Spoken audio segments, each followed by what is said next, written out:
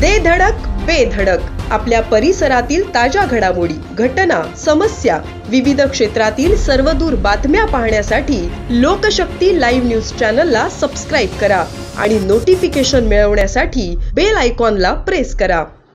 छत्रपती शिवाजी महाराजांच्या तिथीनुसार होणाऱ्या पुण्यतिथीच्या कार्यक्रमासाठी केंद्रीय गृहमंत्री अमित शहा हे नुकतेच रायगडावर आले होते। त्या कार्यक्रमाला मुख्यमंत्री देवेंद्र फडणवीस यांच्यासह दोन्ही उपमुख्यमंत्री उपस्थित होते। त्याचवेळी रोजगार हमी योजना मंत्री भरत गोगावलेही रायगडावर होते। त्यावेळी माजी अमित शहा यांच्यासोबत चर्चा झाल्याचे गोगावले यांनी स्पष्ट केले आहे। त्यामुळे गोगावलेंची अमित शहा यांच्यासोबत काय चर्चा झाली याची उत्सुकता वाढली आहे।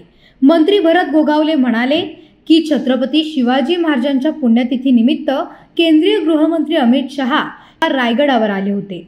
त्यांच्यासोबत मुख्यमंत्री आणि दोन्ही उपमुख्यमंत्री एकत्र आले होते। रायगडावरील कार्यक्रमानंतर अमित शहा हे सुतारवाडीला राष्ट्रवादी काँग्रेसचे प्रदेशाध्यक्ष सुनील तटकरे यांच्या घरी जेवायला गेले।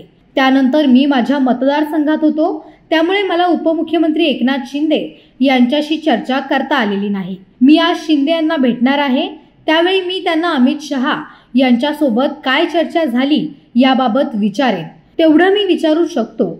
रायगडच्या पालकमंत्री पदाचा तिढा येत्या एप्रिल महिन्याच्या अखेरपर्यंत सुटेल असं दिसतंय।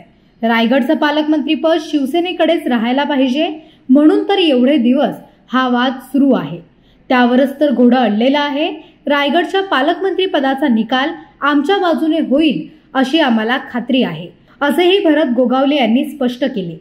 लोकशक्ती लाईव्ह साठी न्यूज ब्युरो, रायगड। अशाच सच्चाई दर्शवणाऱ्या बातम्या पाहण्यासाठी लोकशक्ती लाईव्ह न्यूज चॅनलला लाईक करा, शेअर करा आणि सबस्क्राईब करा।